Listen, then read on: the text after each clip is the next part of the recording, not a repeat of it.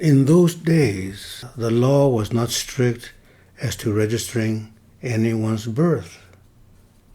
Just like the government, they were very sloppy because the law simply was not as strict. Keep in mind that we're talking about a third world developing country, and records were not well maintained involving births and deaths and so forth.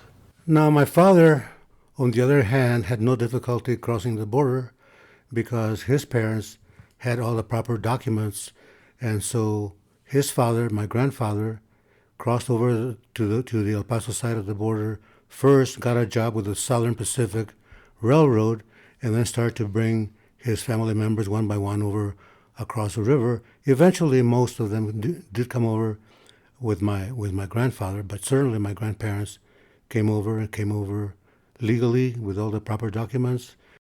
I mentioned that my father was born in the tiny, tiny village of Santa Eulalia in Chihuahua. Well, one day, an elderly gentleman showed up at the local Catholic church, and that elderly gentleman was my grandfather. He showed up at the church holding a baby boy in his arms, and that was my father to be. And he said, "This is my son. He was born on such and such a date. His mother's name is this, and I'm declaring that that is so." And so the church official said, "Well, based on the authority that I have, I declare that it is so, that is this gentleman's son, and that he was born when he said he was born, and that's it." So there is a record of my father's birth, a fascinating record, by the way it was written, long, long, long involved record, very colorful, very legalese Spanish.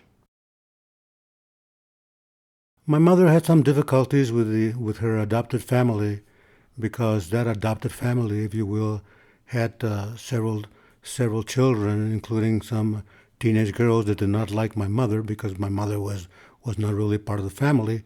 So my mother ran away from home a couple of times. They called the cops on her, brought her back, and she would run away again. And they had offered to put her in school, which they did for a while, but because the children of the family did not like her, that did not work out, and so my mother left the school that she had started, the grade school, and again did not return after running away for the third, fourth time.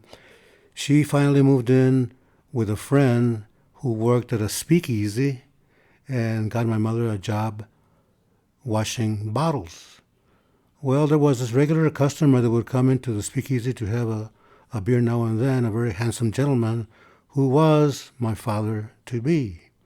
My father inquired as to who this beautiful woman was washing bottles, my mother to be. And someone arranged a meeting of the two, and they met and fell in love and moved in together and started to have kids, of which I am one.